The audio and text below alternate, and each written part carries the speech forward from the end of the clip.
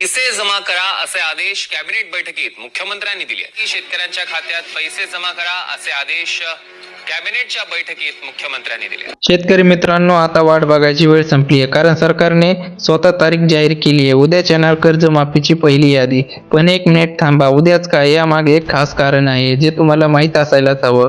आणि सगळ्यात महत्त्वाचं, 30 जुलैपूर्वी थेट तुमच्या खात्यात पैसे येणार असं खुद्द कृषी मंत्री यांनी सांगितलंय. पण खरंच ही तारीख पाळली जाणार का, की आधी सारखंच पुढे ढकलली जाणार? व्हिडिओ शेवटपर्यंत बघा, कारण शेवटी मी सांगणार आहे यादी आल्यावर तुमचं नाव कसं तपासायचं आणि कोणती काळजी घ्यायची. नमस्कार शेतकरी मित्रांनो, स्वागत आहे तुमचं आवडत्या मराठी अपडेट 2.0 चॅनलवरती. चॅनल अजून सबस्क्राईब केलं नसेल तर आत्ताच करा आणि खाली कमेंटमध्ये तुमचा जिल्हा नक्की करा, कारण आजची बातमी थेट तुमच्या खात्याशी संबंधित आहे. शेतकरी कर्जमाफीची अंमलबजावणी नेमकी कधी होणार, हा प्रश्न गेल्या अनेक दिवसांपासून राज्यभरातल्या शेतकऱ्यांना सतावतोय. प्रत्येक गावात, प्रत्येक बांधावर एकच चर्चा सुरू आहे, कर्जमाफी कधी मिळणार आणि यादीत आपलं नाव असेल का? पण आता एक मोठी अपडेट समोर झाली आहे. 30 जुलैच्या आत कर्जमाफी मिळण्याची शक्यता निर्माण झाली आहे. सूत्रांच्या माहितीनुसार कृषी मंत्री देवेंद्र फडणवीस यांनी मागील मंत्रिमंडळ बैठकीत आपल्या सहकाऱ्यांना ही माहिती आधीच दिली होती.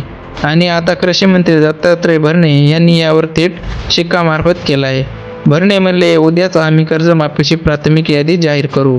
हे वाक्य ऐकल्यावर राज्यभरातल्या शेतकऱ्यांच्या मनात एकच आशा निर्माण झाली आहे.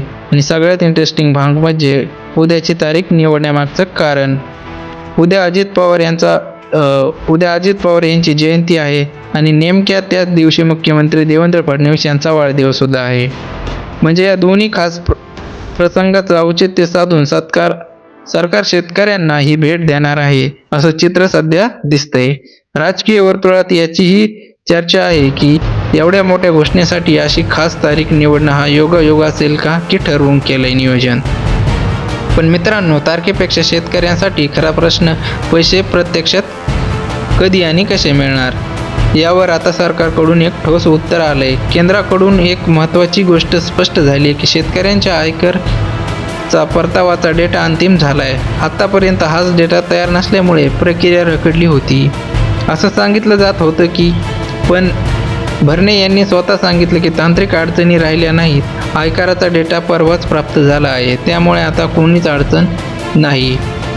आणि सगळ्यात मोठं वाक्य, 30 जुलैपूर्वी शेतकऱ्याच्या खात्यात पैसे जाणार.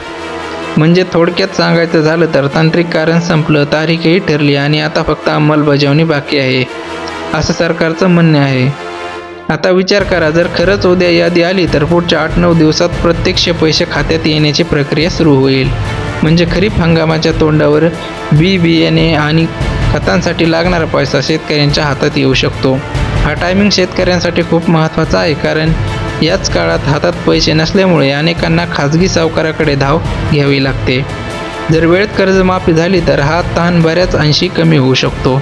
पण इथे एक गोष्ट लक्षात ठेवा, ही फक्त प्राथमिक यादी आहे, अंतिम यादी नाही. याचा अर्थ असा आहे की यादीत नाव आहे की नाही हे आधी बघावं लागेल आणि नंतरच पुढची प्रक्रिया सुरू होईल. त्यामुळे जरी सरकारने आत्मविश्वासाने तारीख जाहीर केली असली तरी शेतकऱ्यांनी यादी आल्यावर स्वतःचं नाव, बँक खातं आणि आधार लिंक तपासून घेणं गरजेचं आहे. कारण तांत्रिक अडचण नसली तरी यादीतल्या चुका किंवा नाव गळण्याची शक्यता नेहमीच असते. आणि दुसरी गोष्ट महत्त्वाची म्हणजे प्राथमिक यादी आणि प्रत्यक्ष पैसे खात्यात जमा होणे यात नेहमी काहीच दिवसाचं अंतर असतं. त्यामुळे उद्या यादी आली याचा अर्थ लगेच त्याच दिवशी पैसे जमा होतील असं नाही. मात्र भरणे यांनी 30 जुलैची डेडलाईन स्पष्ट सांगितली, हे इथे लक्षात घेण्यासारखं आहे. त्यामुळे पुढचे 8 ते 10 दिवस शेतकऱ्यांसाठी अत्यंत महत्त्वाचे ठरणार आहेत. मित्रांनो, कर्जमाफीसारख्या मोठ्या योजनांमध्ये आतापर्यंत अनेकदा तारखा पुढे ढकलल्या गेल्याचा अनुभव शेतकऱ्यांना आहे. त्यामुळे यावेळी थोडी साशंकता असणं स्वाभाविक आहे. पण यावेळी फरक एवढाच आहे की खुद्द कृषीमंत्र्यांनी जाहीरपणे आणि ठोस शब्दात तारीख आणि डेडलाईन दोन्ही सांगितलं. केवळ आश्वासन नाही तर स्पष्ट वचन. आणि तांत्रिक अडचण दूर झाल्याचंही अधिकृतपणे स्पष्ट करण्यात आलंय, जे तुम्ही यापूर्वी अनेकदा अडथळा ठरत होतं. त्यामुळे या घोषणेला आधीच्या घोषणापेक्षा जरा जास्त गांभीर्याने घ्यायला हरकत नाही असं चित्र सध्या दिसतंय. तरी अंतिम निर्णय होईपर्यंत सातत्याने अपडेटवर लक्ष ठेवणं शेतकऱ्यांसाठी सगळ्यात महत्त्वाचं आहे. कारण अशा योजनांमध्ये माहितीच्या अभावामुळे अनेकदा पात्र शेतकरी यादीतून वगळले जातात किंवा त्यांना वेळेत अर्ज करता येत नाही. म्हणून उद्या यादी आल्यानंतर सगळ्यात आधी काय करायचं हे पुढच्या भागात नीट समजून घेऊया. यादी जाहीर झाल्यावर सगळ्यात आधी आपल्या तालुका कृषी कार्यालय किंवा संबंधित बँकेत जाऊन स्वतःचं नाव यादीत आहे की नाही हे प्रत्यक्ष तपासून घ्या. फक्त सोशल मीडियावर असलेल्या मेसेजवर विश्वास ठेवू नका. अधिकृत यादी बघा आणि शंका असल्यास बँकेशी थेट संपर्क साधा. तुम्हाला काय वाटतं, उद्या खरंच यादी येईल की नाही सुद्धा पुढे ढकलली आहे?